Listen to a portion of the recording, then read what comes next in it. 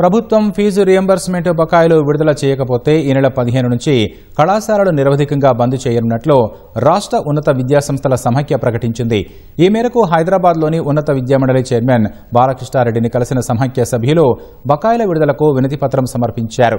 ప్రస్తుతం 10,000 కోట్ల రూపాయల ఫీజు రియంబర్స్మెంట్ బకాయిలు ఉన్నాయని ఈ నెల 30 నాటికి 1,200 కోట్లైనా విడుదల చేయాలని డిమాండ్ చేశారు. మోక్షగుండం విశ్వేశ్వరయ్య జయంతి రోజున బ్లాక్ డేగా ప్రకటిస్తూ engineering, pharma, nursing, MBA, MCA సహా వృత్తి విద్యా కళాశాలలు బంద్ నిర్వహిస్తామని తెలిపారు. డిగ్రీ, పీజీ కళాశాలలు 16న బంద్ పాటిస్తాయన్నారు.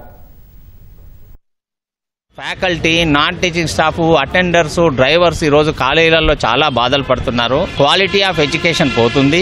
డీమ్డ్ యూనివర్సిటీస్ వాళ్ళు ఇష్టం వచ్చిన అడ్మిషన్ చేయడం వల్ల కూడా ప్రైవేట్ కళాశాలల పరిస్థితి చాలా అధ్వానంగా మారింది. ప్రభుత్వం జోక్యం తీసుకొని ఇమ్మీడియట్ గా ఒక 1,200 కోట్లు సంవత్సరం నుంచి టోకెన్స్ రిలీజ్ చేసిన అమౌంట్ ఇచ్చుకుంటూ ఎడ్యుకేషన్ ఫండింగ్ బ్యాంక్ ని పెట్టేసి ఆ బ్యాంక్ ద్వారా ఆపరేషన్ చేయడం వల్ల కాలేజీలకు, స్టూడెంట్స్ కు, గవర్నమెంట్ కు, పేరెంట్స్ కి అందరికీ సౌకర్యంగా ఉంటుంది అని చెప్పేసి మేమైతే ప్రభుత్వానికి విన్నవించాము.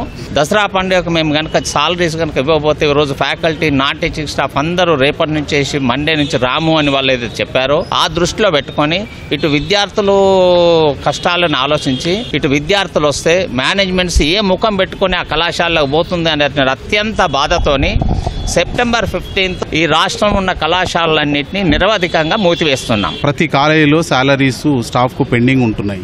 6 నెలల నుంచి జీతాలు ఇవ్వని కాలేజీలు చాలా దుర్భర పరిస్థితిలో మేమున్నాం. 14 నుంచి 15 లక్షల మంది విద్యార్థులు వీళ్ళందరూ ఎఫెక్ట్ అయ్యే ఈ పరిస్థితిలో తప్పని పరిస్థితిలో అప్పులు చేసి మొన్న మార్చిలో రంజాన్, ఉగాది కలిసి వస్తే అప్పులు చేసి సాలరీస్ ఇచ్చినాం పండుగ కొరకు. మళ్ళీ చూస్తే దసరా వచ్చింది. ఇప్పుడు కళాశాలకు పోలేని పరిస్థితి కాబట్టి ఇంజనీర్స్ డే రోజు నుంచే టోటల్ బంద్ను పాటించబోతున్నాం.